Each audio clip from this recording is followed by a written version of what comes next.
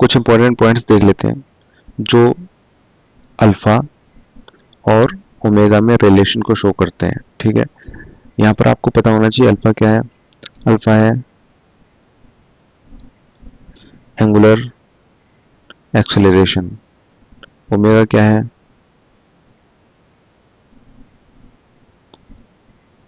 Angular velocity. ठीक है, ये दोनों चीज आपको पता है, और इन दोनों के बीच का जो रिलेशन है वो भी आपको क्लियर है।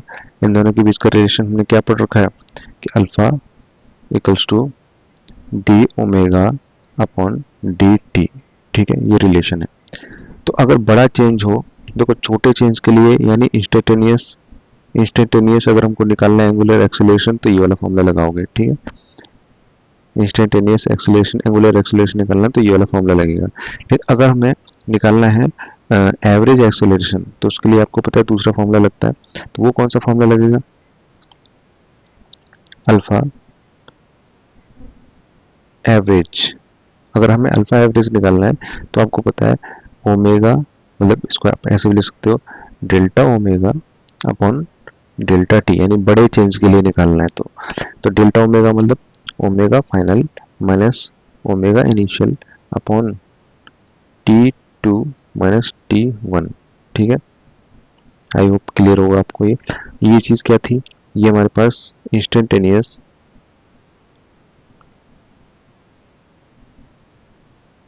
ठीक है इंस्टेंटेनियस एंगुलर एक्सेलरेशन, ये इंस्टेंटेनियस वाला था और ये एवरेज वाला था। ये सारे फॉर्मूले आपको याद होने चाहिए। ठीक है,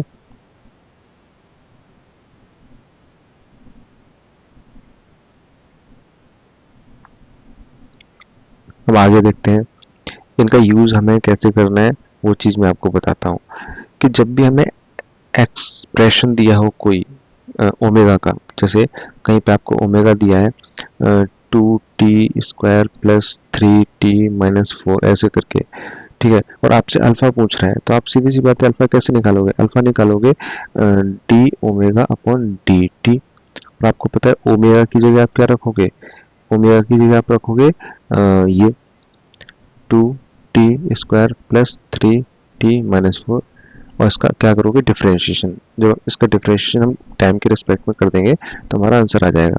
और उसके बाद अगर आपसे पूछ रहा है लास्ट में, जैसे यहाँ पे करके ही बता देता हूँ मैं आपको, जैसे मैं आपको करके बताता हूँ कि अगर हमने इसका डिफरेंशिएशन निकाला तो क्या आ जाएगा, ये आ जाएगा 4t, है ना, 4t प्लस 3।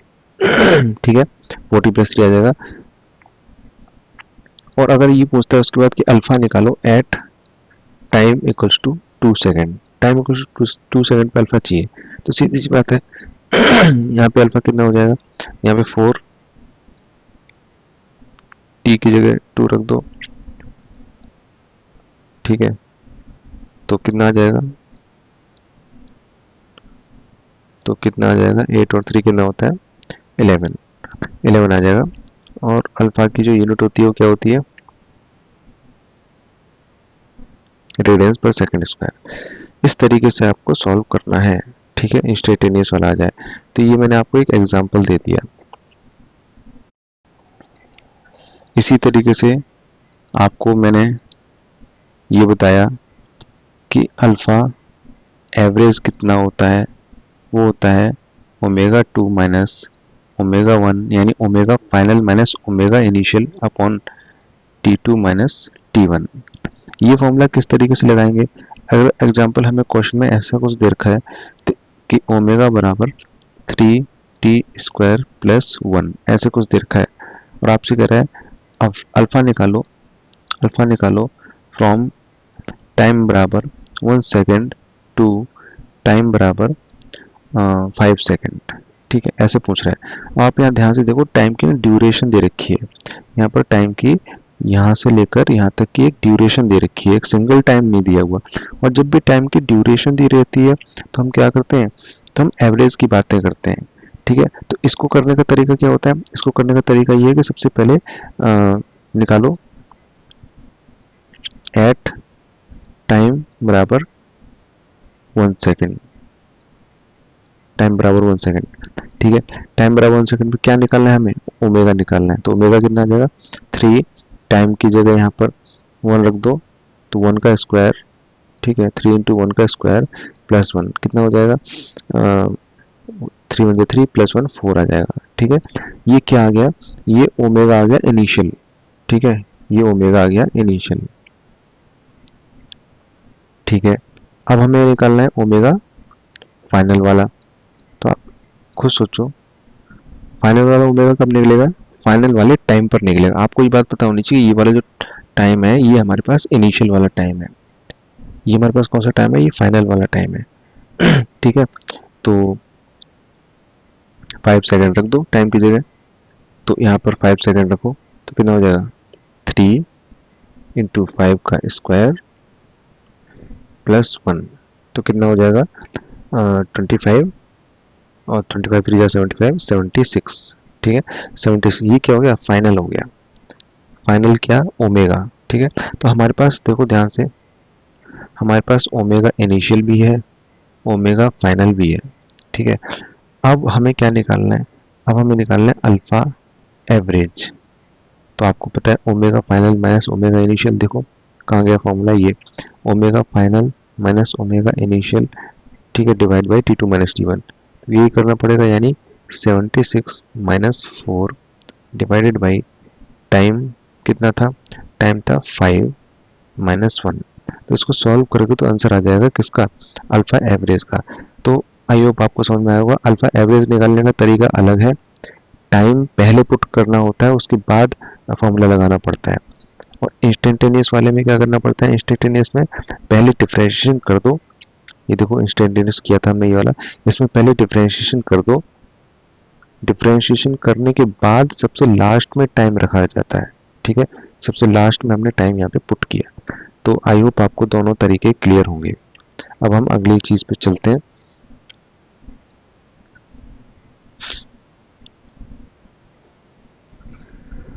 देखो यही जो हमारी चीज चल रही थी, इसी चीज के कुछ और फॉर्मूले आपको बता देता हूँ, वैसे आपको पता होने चाहिए क्योंकि बेसिक चीजें जैसे मैं आपको बताता हूँ, अल्फा बराबर D omega upon D T है।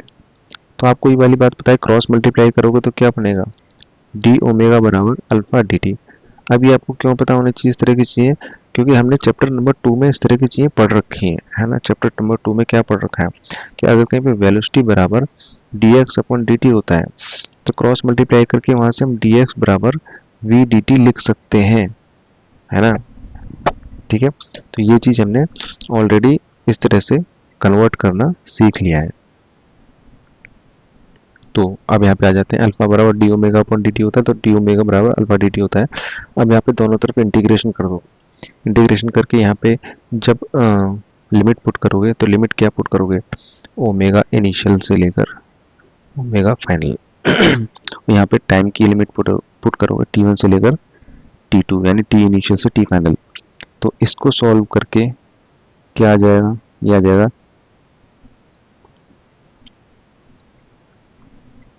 ठीक है, और यहाँ पर क्या आ जाएगा, अल्फा डी टी T1 से लेकर T2 तक, ठीक है। तो आई होप आपको क्लियर होगा ये चीज़ क्या है, omega final minus omega initial, ये हमारे पास चेंज इन एंगुलर वेलोसिटी है। ये चीज़ क्या है, चेंज इन एंगुलर वेलोसिटी, ठीक है, चेंज इन एंगुलर वेलोसिटी हम यहाँ से निकाल सकते हैं। अच्छा, दूसरी बात, ये बात आप खुद से जानते हैं कि कहीं पे इंटीग्रेशन हो रहा है, मतलब इसी चीज़ को मैं थोड़ा सा और बताऊं, इसका मतलब क्या है, इसका ग्राफिकल सेंस क्या है, इसका ग्राफिकल सेंस ये है, ध्यान से समझो, ये बात वैसे आपको पता होनी चाहिए चैप्टर नंबर 2 से, लेकिन फिर भी मैं आपको रिपीट कर दूं। इसका सेंस ये है कि अगर कहीं पे अल्फा टी का ग्राफ दे रखा है, ठीक है, किसका, अल्फा और टी का ग्राफ दे रखा है, तो मतलब अल्फा और टी का ग्राफ दे रखा है, कैसा भी ग्राफ है, कैसे भी करके हमें ग्राफ वगैरह दे रखे हैं, तो अगर मैं उसका एरिया निकाल दूं तो मुझे क्या मिल जाएगा, तो मुझे ये मिल जाएगा, क्योंकि एरिया का मतलब होता है इंटीग्रेशन करना। अब आप यहाँ से देखो, सबसे पहले यहाँ से ये देखो कि अगर मैं अल्फा टी का इंटीग्रेशन कर दूं तो मुझे ये मिल रहा है चेंज इन एंगुलर वेलोसिटी। तो इसका मतलब साफ है, इसका मतलब ये है कि अगर मैं अगर मैं अगर मैं अल्फा टी ग्राफ का इंटीग्रेशन का मतलब मैंने क्या होता है, इंटीग्रेशन का मतलब होता है एरिया अंडर द ग्राफ। तो मतलब अल्फा टी ग्राफ का एरिया निकाल दूं तो मुझे क्या मिल जाएगा, चेंज इन एंगुलर वेलोसिटी मिल जाएगी। ठीक है, इसमें ये वाली बात ध्यान रखना कि जो ऊपर वाला एरिया होता है इसको हम पॉजिटिव एरिया लेते हैं, और जो नीचे वाला एरिया होता है हम उसको नेगेटिव एरिया लेते हैं, यानी नीचे वाले एरिया को माइनस किया जाता है, ठीक है, सब्ट्रैक्ट किया जाता है, ऊपर वाले एरिया को ऐड किया जाता है। इस तरह की कुछ बेसिक बातें आप ध्यान रखेंगे। ठीक है, तो अब आगे देखते हैं नेक्स्ट चीज। हाँ, एक रिलेशन और देखो, पुरानी चीज़ों से रिलेटेड ही चीज़ें चल रही हैं। पिछले चैप्टर में हमने क्या पढ़ा था, चैप्टर देखो, अगर मैं ये कहता हूँ पिछले चैप्टर में यहाँ पर, तो आप समझ लेना मैं चैप्टर नंबर 2 की बात कर रहा हूँ, मोशन इन 1D की बात कर रहा हूँ। ठीक है, हमने पढ़ा था एक्सेलरेशन का फॉर्मूला था dv अपॉन dt, और एक्सेलरेशन का एक और फॉर्मूला था v dv बाई dx। ठीक है, तो यहाँ पर आपको पता है v वेलोसिटी है, x पोजीशन है। ठीक है, तो इसी टाइप से यहाँ पर अल्फा अल्फा का फॉर्मूला होगा D omega upon D T. एक तो ये वाला फॉर्मूला हो गया, और एक फॉर्मूला हम ये भी लिख सकते हैं कि ओमेगा अपॉन डी थीटा। ठीक है, ओमेगा अपॉन डी थीटा। तो ये दोनों फॉर्मूले आपको पता होने चाहिए। ये सारे फॉर्मूले अपनी कॉपी में नोट डाउन करते रहना अपनी हैंड राइटिंग में। अब अगली चीज देखते हैं। देखो, अगर कहीं पे ओमेगा टी का ग्राफ दिया है, ऐसे करके कोई भी ग्राफ दिया है, अगर इस ग्राफ का मैं स्लोप निकाल दूं तो स्लोप कैसे निकलता है, टेन थीटा से निकलता है, मैंने आपको बताया है ना, टेन थीटा से स्लोप निकल जाता है। और स्लोप का मैंने मीनिंग क्या बताया, स्लोप का मतलब होता है एक तरह से डिफरेंशिएशन। स्लोप का मतलब एक तरह से डिफरेंशिएशन होता है। तो भाई डिफरेंशिएशन करोगे अगर किसका, ओमेगा टी का, तो भाई ओमेगा टी का डिफरेंशिएशन करके क्या मिलता है आप खुद बताओ। अगर मैं यहाँ पर D omega upon D T कर दूं तो मुझे क्या मिलेगा, D omega upon D T करके मुझे अल्फा ही तो मिलेगा। यानी कि ओमेगा और टी का अगर मैं डिफरेंशिएशन कर दूं, डिफरेंशिएशन मतलब स्लोप निकाल दूं ग्राफ के हिसाब से, तो मुझे क्या मिल जाएगा, मुझे अल्फा मिल जाएगा। और ये बात ध्यान रखना, स्लोप निकालने के दो तरीके हैं। ठीक है, पहला तरीका कौन सा है, पहला तरीका है ये फर्स्ट तरीका, और सेकंड तरीका है ये टेन थीटा।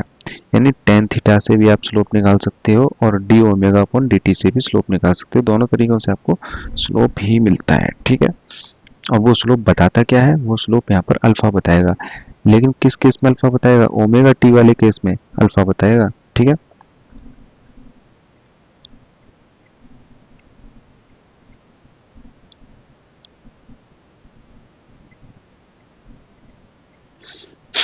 अब आगे देखते हैं भाई।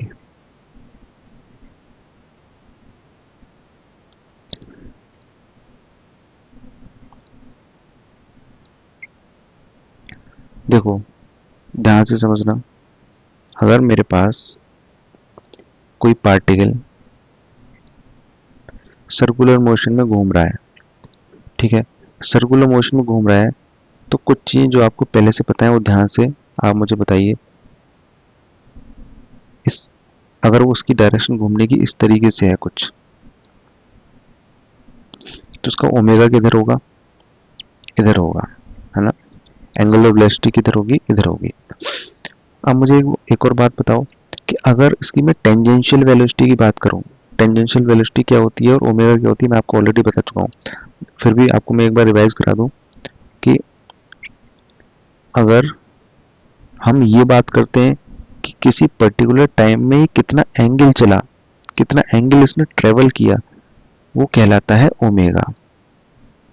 लेकिन अगर मैं बात करूं कि उसकी स्पीड कितनी थी और कौन सी स्पीड, अगर मैं उसको मान लीजिए किसी पत्थर को रस्सी में बांध करके उसको घुमा रहा हूँ और मैं उसको घुमाते घुमाते किसी टाइम पर छोड़ दूँ, तो छोड़ने के बाद वो किस स्पीड से बाहर भागेगा, आपको ये वाली बात पता है? जैसे ही मैं उसको छोड़ूंगा तो फिर गोल नहीं घूमेगा, ये सीधा ऐसे करके भागेगा कहीं बाहर। तो वो किस स्पीड से बाहर भागेगा उसको हम कहते हैं टेंजेंशियल वेलोसिटी। तो ओमेगा यानी एंगुलर वेलोसिटी थीटा पर डिपेंड करती है। टेंजेंशियल वेलोसिटी इस टेंजेंशियल वेलोसिटी पे डिपेंड करती है, मतलब जो जो टेंजेंट के अलोंग होती है, जिस स्पीड पे वो पार्टिकल बाहर भाग जाएगा छोड़ते ही। ठीक है, तो इन दोनों में आपको आई होप डिफरेंस समझ में आया होगा। ठीक है, अब इन्हीं की बातें हम आगे कर लेते हैं। इसको मैं पहले इरेज कर दूं।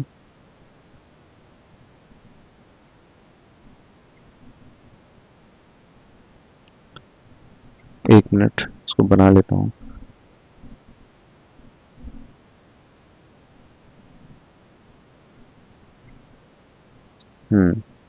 तो आप ये वाली बात समझ चुके हो कि यहाँ पर जो टेंजेंशियल वेलोसिटी होगी वो किस तरीके से होगी। अगर ये रेडियस है मेरी, तो इस रेडियस के ऐसे करके होगी 90 डिग्री पर, क्योंकि आपको पता है कि रेडियस और टेंजेंट 90 डिग्री पर ही होते हैं आपस में। ठीक है, तो ये कौन सी वेलोसिटी होगी? ये v वेलोसिटी से शो करते हैं इसको, ये टेंजेंशियल वेलोसिटी होती है, ध्यान रखना। ठीक है, अच्छा, जब ये पार्टिकल यहाँ पहुंच चुका होगा कहीं पे, तो उसकी टेंजेंशियल वेलोसिटी कैसे होगी? उसकी कुछ इस तरीके से होगी, है ना, इस तरीके से। मतलब रेडियस अगर हमारी ये है, तो रेडियस के परपेंडिकुलर ये टेंजेंशियल वेलोसिटी होगी v। ठीक है, तो ठीक है, इतना आपको आई होप समझ में आ गया होगा। ठीक है, अब मैं आपको बताता हूँ कि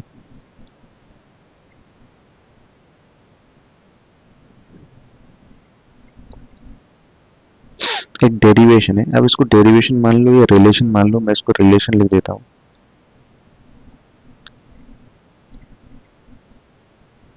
इंपॉर्टेंट है ये। ठीक है,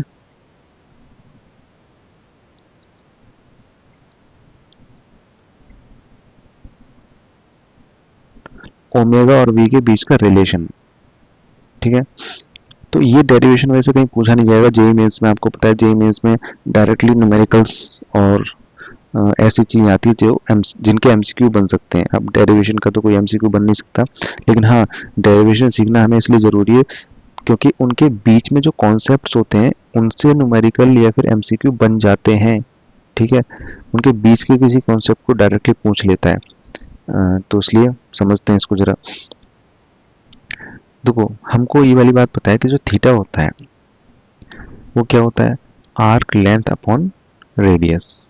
ठीक है, अगर मैं अगर मैं अगर मैं बात करूं कि छोटा एंगल, थोड़ा सा एंगल चलाऊं बस मैं, तो डी थीटा। थोड़ा सा एंगल चलूंगा तो आर्क लेंथ भी तो छोटी सी ही चेंज होगी ना, आर्क लेंथ भी तो छोटी सी ही चेंज होगी। भाई सीधी सी बात है, लेकिन रेडियस में कोई फर्क नहीं पड़ेगा। आप देखो, अगर मैंने यहाँ से लेकर यहाँ तक एक रेडियस थी, ठीक है, और यहाँ से लेकर यहाँ तक अगर मैं बहुत थोड़ा सा एंगल चल गया हूँ ये वाला, तो आर्क लेंथ भी तो छोटी ही चली है, लेकिन रेडियस देखो उतनी की उतनी है। रेडियस कांस्टेंट है, रेडियस चेंज नहीं हुई है। ठीक है, और वैसे भी जब सर्कुलर मोशन होता है तो रेडियस चेंज नहीं करती, रेडियस कांस्टेंट रहती है, ये बात हमेशा ध्यान रखना। ठीक है, अब आगे बढ़ो। देखो, अगर मैं दोनों तरफ डिफरेंशिएशन कर दूं विद रिस्पेक्ट टू टाइम,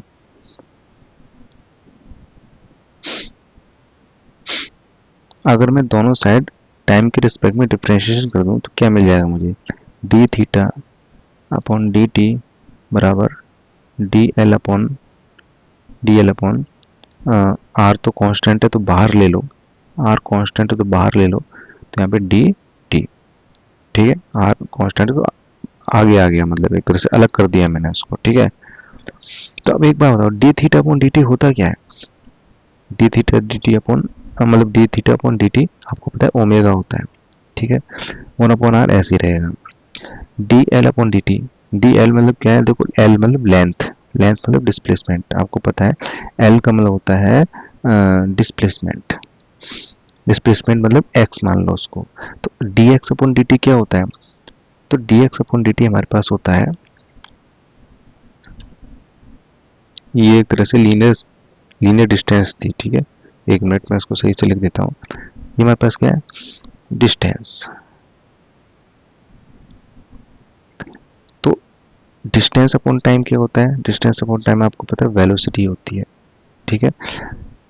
ठीक है, अब क्रॉस मल्टीप्लाई कर लो, तो क्रॉस मल्टीप्लाई करके v बराबर क्या मिल गया, ओमेगा आर, ठीक है। ये एक बहुत इंपॉर्टेंट रिलेशन आ गया, हो सकता है ये आपको स्कूल में भी समझाया गया हो, ठीक है। बहुत ज़्यादा यूज होगा ये, v बराबर ओमेगा आर। अच्छा मैं आपको एक बात बता दूं, ये इंपॉर्टेंट बात है कि कई स्कूल्स में, और मतलब मैं कहता हूँ 99% जो टीचर्स होते हैं स्कूल में या कहीं भी, वो आपको क्या बताएंगे, वो बताएंगे v बराबर आर ओमेगा। पता नहीं क्यों, शायद ये बोलने में अच्छा लगता है या फिर याद करने में अच्छा होता है, या फिर हमेशा उन टीचर्स ने ऐसा ही पढ़ा होता है इसलिए ये बताते हैं आपको। लेकिन जब भी आप कंपटीशन की तैयारी करने के लिए जाएंगे कोटा, है ना, या दिल्ली किसी भी अच्छे इंस्टीट्यूट में कोटा तैयारी करने के लिए जाएंगे, तो आपको वो लोग v बराबर ओमेगा आर बताएंगे हमेशा, आर ओमेगा नहीं बताएंगे, ठीक है। ओमेगा आर को सही बताएंगे। क्यों, इसका एक रीजन बताता हूँ आपको। इसका रीजन ये है कि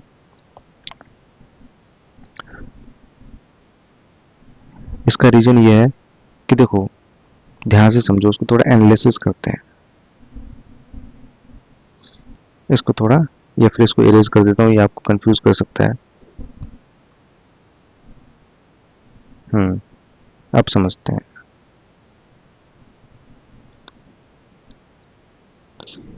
नोट करके लिख देता हूँ, देखो v बराबर ओमेगा आर। आर क्या है, एक वेक्टर क्वांटिटी, ध्यान रखना रेडियस एक वेक्टर क्वांटिटी होता है, क्योंकि ये सेंटर से लेकर यहाँ तक का एक, भाई सेंटर को अगर मैं ओरिजिन मान लूँ, तो ओरिजिन से लेकर यहाँ तक एक वेक्टर को शो कर रहा है, ये डिस्टेंस वेक्टर है, आपको पता है डिस्प्लेसमेंट वेक्टर है, ठीक है। यहाँ से लेकर यहाँ तक एक डिस्प्लेसमेंट को शो कर रहा है, तो ये वेक्टर क्वांटिटी है, आर वेक्टर है, ठीक है। और ओमेगा भी वेक्टर होता है, आपको पता है। अगर वेक्टर और वेक्टर को मल्टीप्लाई करने से वेक्टर आ रहा है, वेलोसिटी भी वेक्टर होता है, तो वेक्टर वेक्टर के मल्टीप्लाई करने से वेक्टर आ रहा है, इसका मतलब जरूर ऐसा रहा होगा कि यहाँ पर क्रॉस प्रोडक्ट रहा होगा। यहाँ पर क्या रहा होगा, क्रॉस प्रोडक्ट रहा होगा। आपको पता है वेक्टर वेक्टर का मल्टीप्लाई करने से अगर वेक्टर आ रहा है, मतलब क्रॉस प्रोडक्ट यहाँ पे रहा होगा। तो अब आपको ये वाली बात पहले से मैं बता चुका हूँ ऑलरेडी, कि क्रॉस प्रोडक्ट में जो इनका अरेंजमेंट होता है, वो जैसा होता है वैसा ही होना चाहिए, ठीक है। अगर साइंटिस्ट ने रिसर्च करके आपको बता दिया कि ओमेगा आर, यानी ओमेगा ओमेगा क्रॉस आर, ये बता दिया कि आपको ये सही है, तो यही सही है। तो आप ये नहीं कह सकते कि मैं इसका ऑर्डर चेंज कर दूं, आर ओमेगा कह दूं, ठीक है, तो ये गलत हो जाएगा, ये गलत हो जाएगा, ठीक है। यानी मैंने आपको बता रखा है कि क्रॉस प्रोडक्ट में जो ऑर्डर होता है वो बहुत मैटर करता है। तो ओमेगा क्रॉस आर सही है, आर क्रॉस ओमेगा गलत है, ठीक है। लेकिन फिर स्कूल में ये वाली चीज़ क्यों बताई जाती है, लेकिन फिर स्कूल में ये वाली चीज़ क्यों बताई जाती है कि, अगले पेज पर लिख देता हूँ, लेकिन फिर स्कूल में ये चीज़ क्यों बताई जाती है कि v बराबर आर ओमेगा, याद कर लो बच्चों। तो टीचर्स को छुपा लेते हैं, ये छुपा लेते हैं कि भाई ये v नहीं है, v का मॉड है। यानी अगर हम v के मॉड की बात करेंगे, मैग्नीट्यूड की बात करेंगे, तो आर ओमेगा लिख सकते हैं, क्योंकि अब तो उसमें वेक्टर की बातें नहीं है, अब तो उसमें ओनली मैग्नीट्यूड है। तो ये हमारे पास, अगर हम मैग्नीट्यूड की बात करें तो सही है, लेकिन अगर हम v बराबर आर क्रॉस ओमेगा की बात करें तो ये गलत है, ठीक है। तो ये क्या है, गलत है। तो सही क्या है, अगेन मैंने रिपीट कर दिया कि v बराबर ओमेगा क्रॉस आर, ये आपका सही है, करेक्ट है, ठीक है। तो इन तीनों में जो कंफ्यूजन था तो मैंने आपको दूर कर दिया है, अब इसमें आपको कभी कंफ्यूजन होगा नहीं, ठीक है। तो इतनी चीज़ें आई होप आपको क्लियर हुई होंगी। तो नेक्स्ट जो चीज़ें हैं वो नेक्स्ट वीडियो में क्लियर करूँगा।